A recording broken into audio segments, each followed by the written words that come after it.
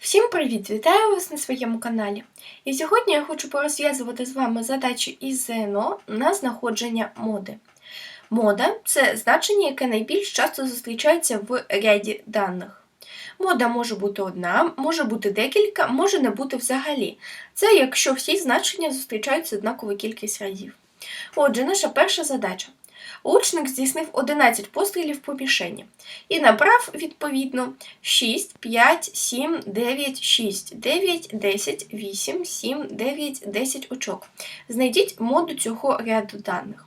Тобто ми маємо знайти в даному ряді число, яке нам найчастіше трапляється. Це легше зробити, якщо ми відсортуємо ось цей ряд даних за зростанням.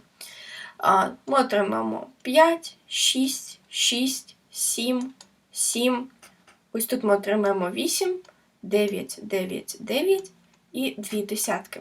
І одразу нам стає видно, що найчастіше тут зустрічається число 9, тож це і буде наша мода. Правильна відповідь – Г. Переходимо до наступної задачі. В уривку художнього твору 47 слів мають різну кількість букв. Укажіть моду даного розподілу за допомогою зображеного на рисунку полігона частот.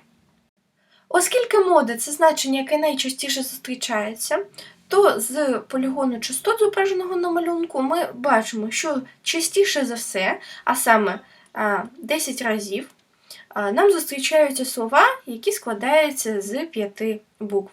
Отже, і мода дорівнює 5. Це і є наша відповідь.